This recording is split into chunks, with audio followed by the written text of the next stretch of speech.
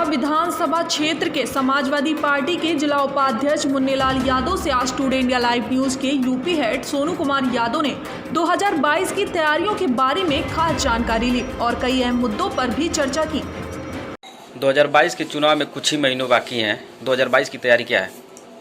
2022 की तैयारी समाजवादी पार्टी के राष्ट्रीय अध्यक्ष आदरणीय अखिलेश यादव जी के आह्वान पर यहाँ के कार्यकर्ता पूर्ण रूप से तैयार हो चुके हैं और तैयारी सिर्फ ये है कि हमारे नेता ने अपने कार्यकाल में सपा सरकार में 5 वर्षों में जो जन कल्याणकारी योजनाओं को लागू किया था, जो जनहित के मुद्दों को अपना मुद्दा समझा था, जिस घोषणा पत्र को उन्होंने गीता और कुरान से बढ़ करके समझा था, उसको पूरा करने का काम किया। और जब पूरा उत्तर प्रदेश में विकास की गंगा बह रही थी, आम आवाम अमन चैन से था, कानून व्यवस्था ठीक थी, विकास चारों तरफ दिखाई दे रहा था। जैसा कि आप जानते हैं कि जो सड़क से लेकर के स्वास्थ्य सुविधाओं तक लेकर के आप देखेंगे कि उन्होंने 108, 102 नंबर का एम्बुलेंस, कानून व्यवस्था के नाम पर उन्होंने 100 नंबर 100 डायल करने की व्यवस्था कराया और सारी व्यवस्था को दुरुस्त करते हुए। लेकिन भाजपा के लोग चूंकि झूठ की बुनियाद पर राजनीति करते हैं, इन्होंने जनता को गुमराह करके सत्ता हासिल कर लिया। तो अब जनता 5 साल में इनके गुमराह होने से कुछ समझ चुकी है और निश्चित तौर पर 2022 में आदरणीय अखिलेश यादव को उत्तर प्रदेश के मुख्यमंत्री बनाने के लिए जनता अपना मूड बना चुकी है। उत्तर प्रदेश सरकार के कार्यकाल को जैसे 4 साल हो गया, कैसे देखते हैं आप?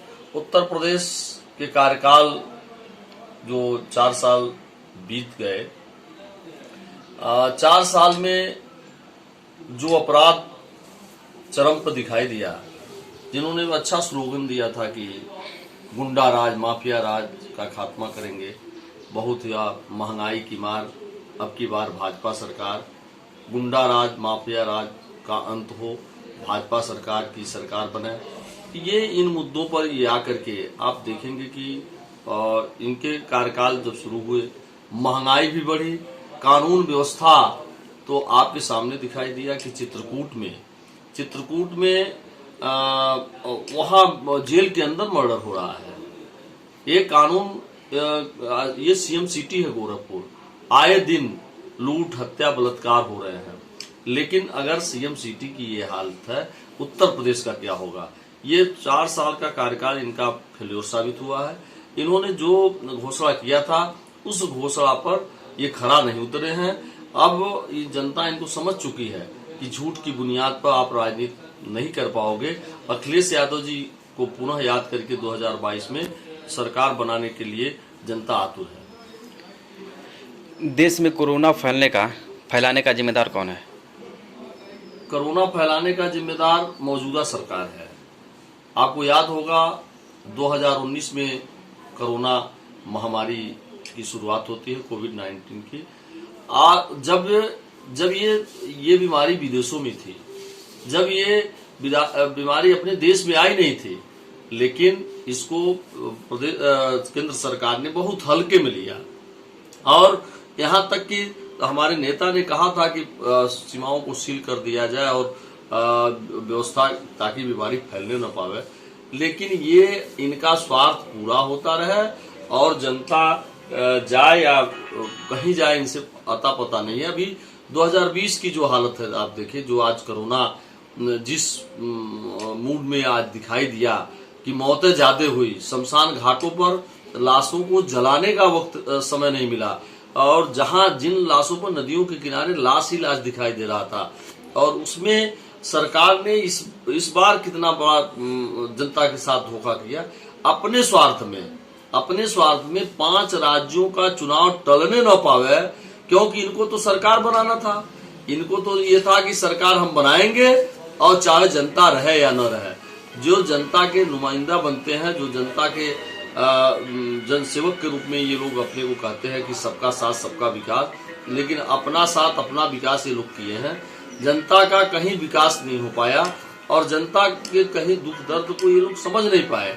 और हम बता दें अभी 5 राज्यों का चुनाव हुआ, उस चुनाव में भी हाई कोर्ट उच्च न्यायालय ने भी कहा कि आप इस पर देखें, ये मौतों के जिम्मेदार आप होंगे, यहाँ की स्वास्थ्य सुविधाओं पर ध्यान दिया जाए। जिस व्यवस्था को न्यायपालिका ने प्रश्न चिन्ह खड़ा कर दिया, तो इससे बड़ी व्यवस्था क्या बात हो सकती है। न्यायपालिका ने कहा कि इन मौतों के जिम्मेदार सरकारें हैं। ये सरकार अगर चेती होती, आप ये सोच लीजिए लॉकडाउन किए हैं, लॉकडाउन करके आप एक दिखावा कर रहे हैं, लेकिन सारी चीजें, शराब की दुकानें खोल दी गई, इनके रैलियां हो रही हैं, रैलियों में भीड़ हो रही है, लेकिन इस पे कोई बात नहीं। तो ये पूर्ण रूप से कोरोना महामारी फैलाने का जो सारा श्रेय और सारी देन भाजपा सरकार की है, चाहे केंद्र सरकार हो, चाहे उत्तर प्रदेश में योगी जी हो। निश्चित तौर पर आज मौत के आंकड़ों को छिपा करके ये लोग ये साबित करना चाहते हैं कि हम कंट्रोल कर लिए। हम तो गांव के रहने वाले हैं, गांव से जमीन से जुड़े हुए हैं, चौरी चौरा विधानसभा क्षेत्र जो है को बिलोंग करते हैं, यहाँ से हम राजनीति भी करते हैं। लेकिन मैं जिस गांव में हूँ, क्या जो 2020 में जब कोरोना 19-20 में आया, उस समय कुछ स्वास्थ्य टीमें दिखाई दी, लेकिन जब महामारी अपने चरम पर पहुंच गई, तो हम दावे के साथ कहते हैं किसी गांव में कोई टीकाकरण नहीं, कोई जांच नहीं, कोई स्वास्थ्य सुविधाएं नहीं, किसी तरह का कोई पूछने वाला नहीं मिला। गांव गांव में सर्दी, जुकाम, बुखार, प्रत्येक घर के लोग पीड़ित थे।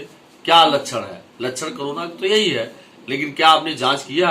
क्या आपकी स्वास्थ्य टीमें गांव में घूमी जो पता की कि कितने लोग सर्दी, खांसी, जुकाम, बुखार से पीड़ित हैं?